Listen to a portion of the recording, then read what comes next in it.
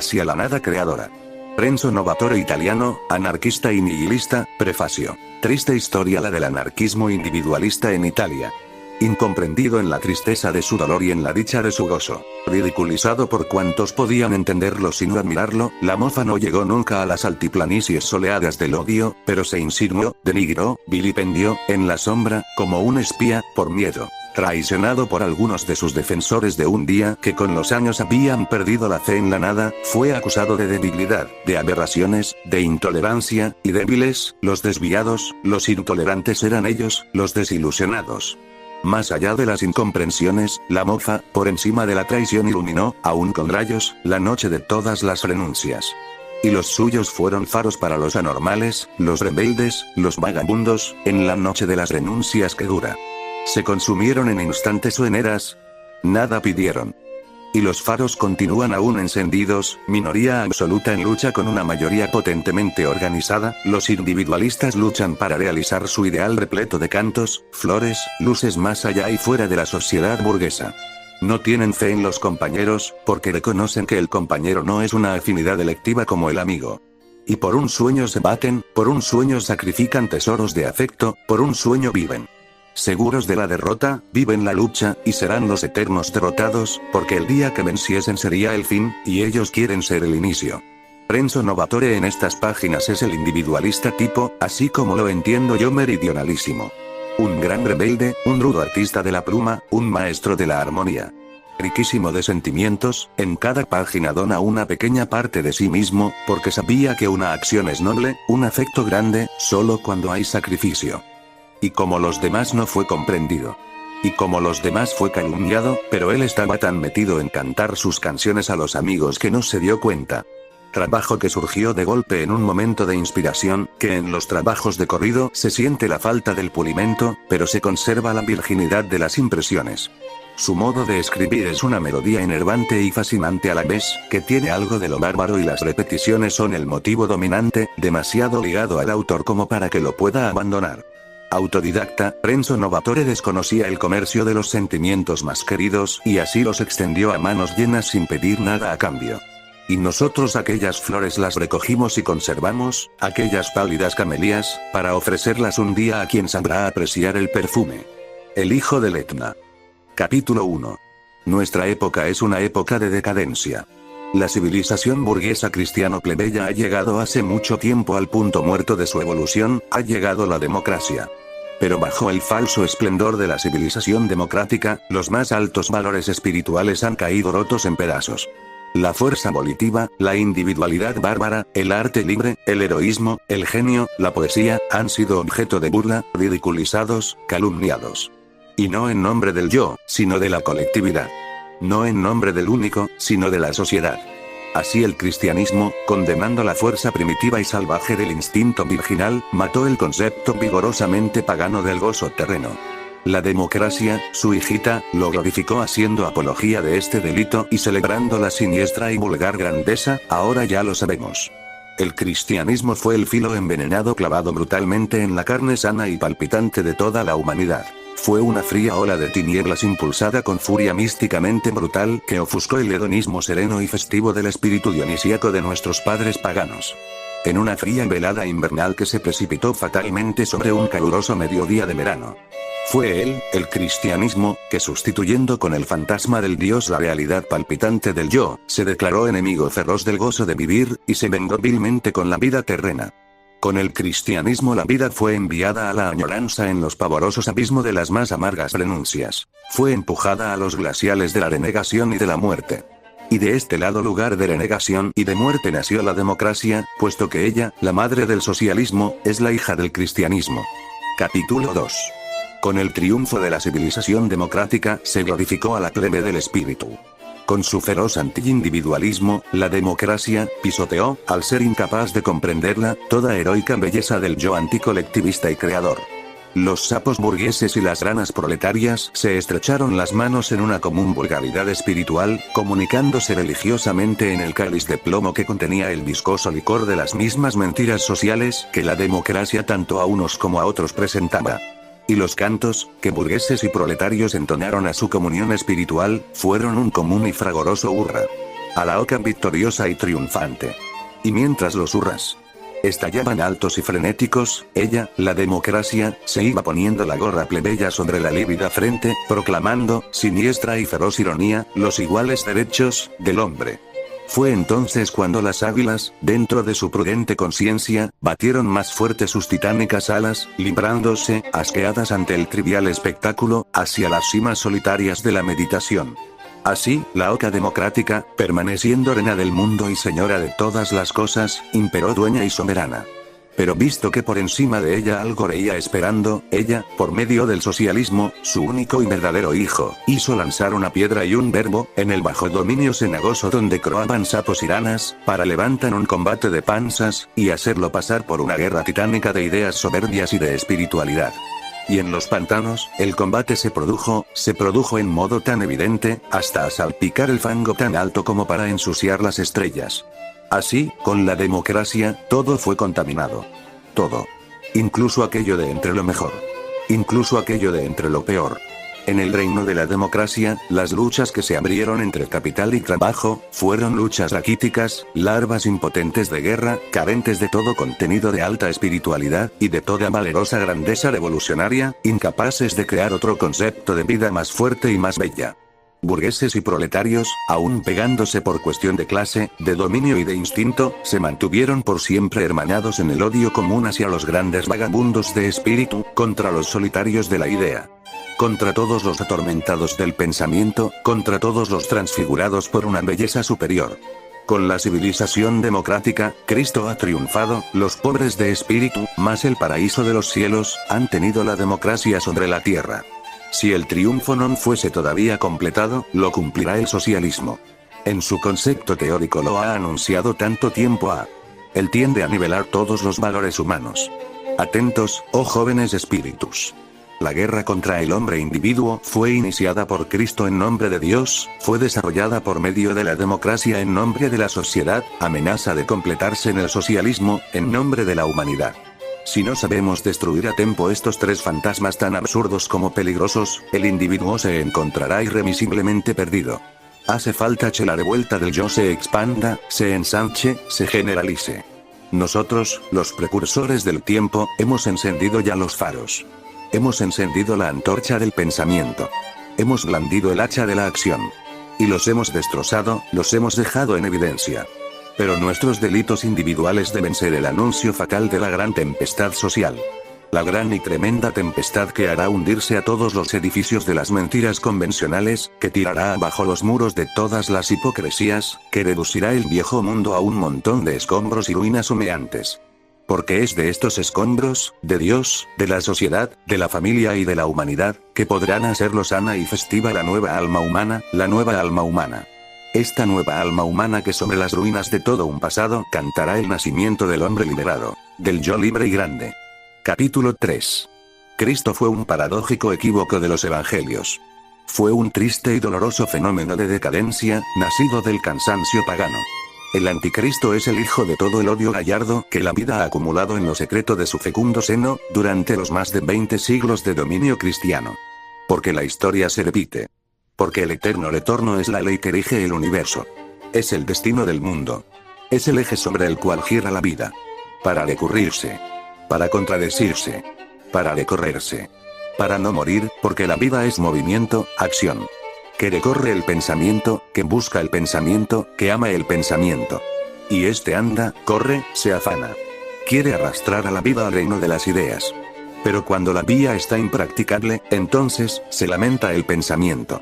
Llora y se desespera, puesto que el cansancio lo hace débil, lo vuelve cristiano. Entonces él coge a la hermana vida de la mano y trata de confinarla en el reino de la muerte. Pero el anticristo, el espíritu del instinto más misterioso y profundo, reclama para sí la vida, gritándole bárbaramente: empecemos de nuevo.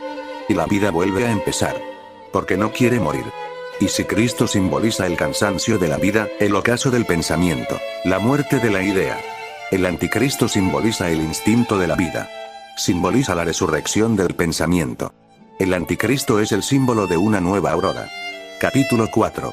Si la moribunda civilización democrática, burguesa cristiano plebeya, consiguió nivelar el alma humana, negando todo alto valor espiritual emergente por encima de ella, no consiguió, afortunadamente, nivelar las diferencias de clase, de privilegio y de casta, las cuales, como ya habíamos dicho, permanecieron divididas solamente por una cuestión de estómago. Puesto que, para unos y para otros, el estómago se mantuvo, se necesita confesarlo, y no solo confesarlo, como ideal supremo. Y el socialismo todo esto lo comprendió, y hábilmente, y prácticamente quizás útil, ahora ya especulador, echó el veneno de sus groseras doctrinas de igualdad de piojos, delante de la sagra majestad del Estado soberano, dentro de los pozos de esclavitud donde feliz aplacaba su sed la inocencia. Pero el veneno que el socialismo extendió no era el veneno potente capaz de dar virtudes heroicas a quien lo hubiese bebido. No era el veneno radical capaz de cumplir el milagro que ensalza, transfigurándola y liberándola, el alma humana. Sino que era una mezcla híbrida de sí y de no. Un lívido pastiche de autoridad y de fe, de estado y de advenir. Así que, con el socialismo, la plebe proletaria se sintió otra vez más cercana a la plebe burguesa y juntos se dirigieron hacia el horizonte, esperando confiados al sol del advenir. Y eso porque, mientras el socialismo no fue capaz de transformar las manos temblorosas de los esclavos en garras iconoclastas, impías y rapaces, al mismo tiempo fue también incapaz de transformar la mezquina avaricia de los tiranos en alta y superior virtud donadora. Con el socialismo, el círculo vicioso y viscoso, creado por el cristianismo y desarrollado por la democracia, no fue destruido. Al contrario, se consolidó aún más, el socialismo permaneció en medio del tirano y del esclavo como un puente peligroso e impracticable, como un falso eslabón de conjunción, como el equívoco del sí y del no que forman el pegote en el que reside su absurdo principio informador. Y nosotros hemos visto, una vez más, el juego fatalmente obsceno que nos ha provocado náuseas. Hemos visto socialismo, proletariado y burguesía, volver a entrar juntos en la órbita de la más baja pobreza espiritual para adorar a la democracia. Pero siendo, la democracia, el pueblo que gobierna al pueblo a golpe de bastón, por amor del pueblo, como un día Oscar Wilde vino a sentenciar, era lógico que los verdaderos espíritus libres, los grandes vagabundos de la idea, sintiesen más fuerte la necesidad de impulsarse decididamente hacia el extremo confín de su iconoclastia de solitarios, para preparar en el silencioso desierto las aguerridas falanges de las águilas humanas, que intervendrán furibundas en la trágica celebración de la víspera social, para aferrar a la civilización democrática entre sus garras, y dejarla caer en el vacío del abismo de un viejo tiempo ya pasado. Con el capítulo 5. Cuando los burgueses fueron arrodillados a la derecha del socialismo, en el sagrado templo de la democracia, se acomodaron tranquilamente sobre el lecho de la espera para dormir su absurdo sueño de paz. Pero los proletarios, que bebiendo el veneno socialista habían perdido su inocencia feliz, gritaron desde la parte izquierda, turbando el sueño tranquilo de la idiota burguesía criminal. Mientras tanto, en las más altas montañas del pensamiento los vagabundos de la idea vencían la náusea, anunciando que algo parecido a la risa fragorosa de Zaratustra había siniestramente producido su eco, el viento del espíritu, igual al huracán, habría tenido que compenetrar el alma humana y levantarla impetuosamente en el torbellino de ideas, para arrollar a todos los viejos valores en la tiniebla del tiempo, realzando en el sol la vida del instinto sublimado por el nuevo pensamiento. Pero los sapos burgueses comprendieron, despertándose, que algo incomprensible gritaba en lo alto, amenazando su baja existencia. Sí, comprendieron que desde lo alto venía algo como una piedra, un estrépito, una amenaza. Comprendieron que la voz satánica de los frenéticos precursores del tiempo anunciaba una furibunda tormenta que, partiendo de la voluntad renovadora de unos pocos solitarios, explotaba en las vísceras de la sociedad para empezar de cero. Pero no comprendieron, y no lo comprenderán hasta que no sean aplastados, que eso que pasaba sobre el mundo era el ala potente de una libre vida, en el batido de la cual estaba la muerte del hombre burgués y del hombre proletario, para que todos los hombres fuesen únicos y universales al mismo tiempo. Y este fue el motivo por el cual todas las burguesías del mundo sonaron al unísono sus campanas, acuñadas de falso metal idealístico, llamando a una gran reunión. Y la reunión fue general, todas las burguesías se refugiaron juntas. Acurrucadas juntas entre los viscosos juncos crecidos en el pantano de sus mentiras comunes y allí, en el silencio del fango, decidieron el exterminio de las ranas proletarias, sus siervas y amigas, del feroz complot formaron parte todos los sacerdotes de Cristo y de la democracia. Presenciaban también todos los ex apóstoles de las ranas. La guerra se decidió y el príncipe de las víboras negras bendijo las armas fratricidas en nombre de aquel dios que dijo no matarás, mientras el simbólico vicario de la muerte imploró a su idea que viniese a bailar sobre el mundo. Entonces el socialismo, como hábil acróbata y práctico saltimbanqui, dio un salto adelante. Saltó sobre el filo extendido de la sentimental especulación política, se ciñó de negro la frente, y, doliéndose y llorando, así más o menos, habló: yo soy el verdadero enemigo de la violencia. Soy enemigo de la guerra, y más enemigo de la revolución. Soy el enemigo de la sangre. Y después de haber hablado nuevamente de paz y de igualdad, de fe y de martirio, de humanidad y de advenir, entonó una canción sobre motivos del sí y del no, plegó la cabeza y lloró. Lloró lágrimas de Judas, que no son ni siquiera el me lavo las manos de Pilatos. Y las ganas partieron hacia el heno de la suprema vileza humana. Partieron hacia el fango de todas las trincheras. Partieron. Y la muerte vino. Vino ebria de sangre y danzó macabramente sobre el mundo.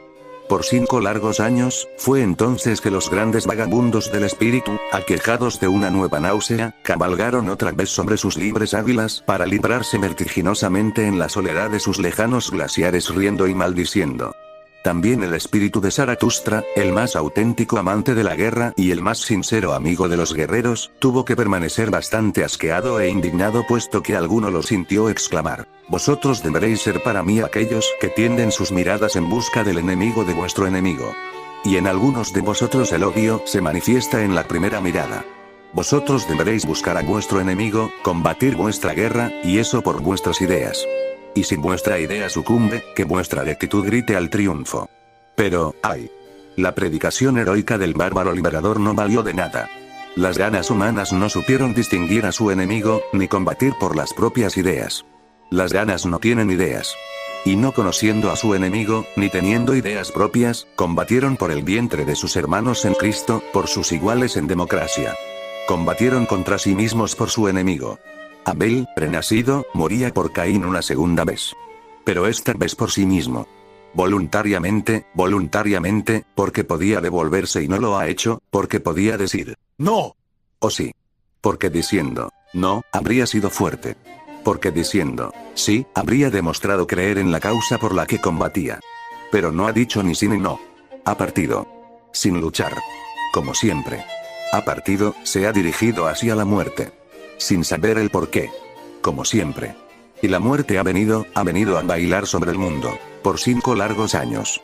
Y danzó macabramente sobre las cenagosas trincheras de todas las partes del mundo. Danzó con pies fulgurantes, danzó y rió y danzó, por 5 largos años. Ah.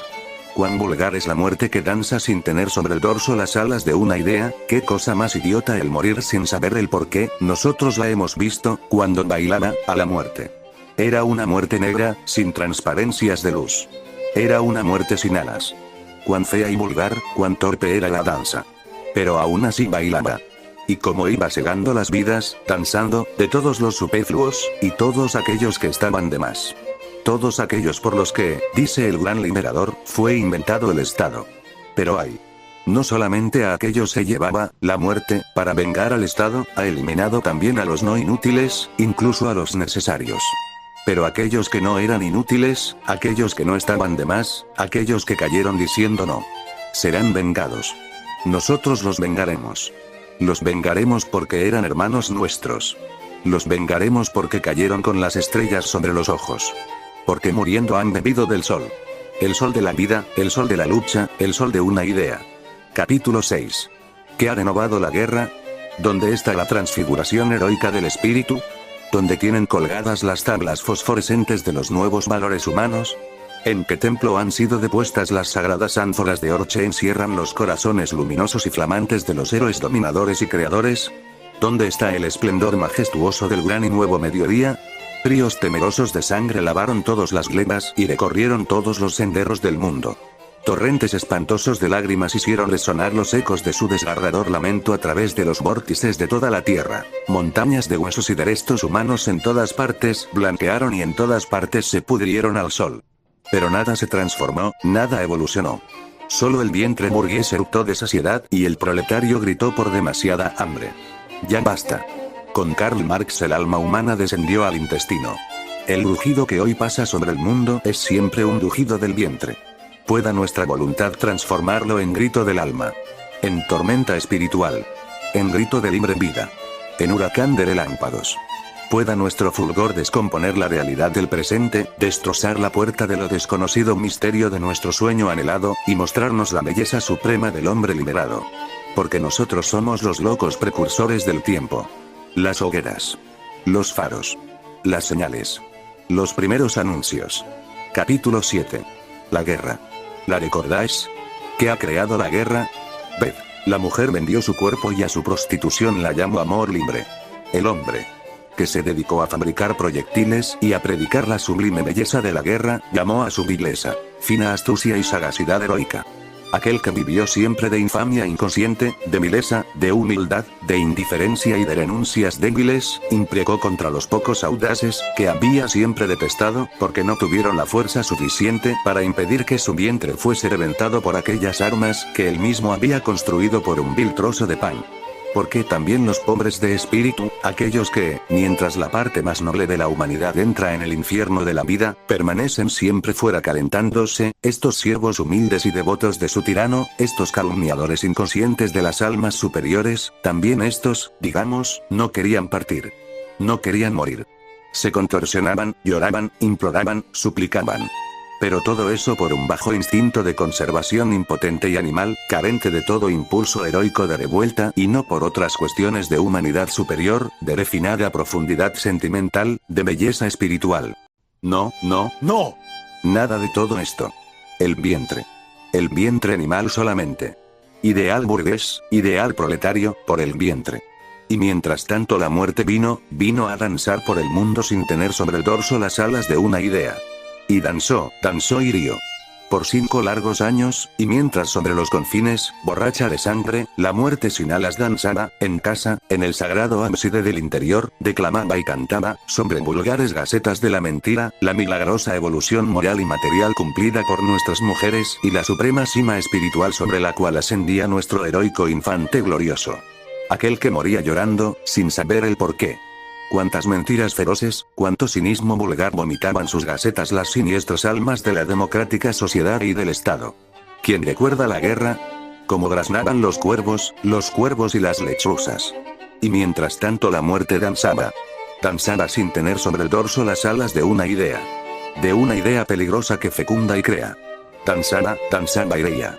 Y como les cegaba la vida, danzando, a los superfluos. Todos aquellos que estaban de más.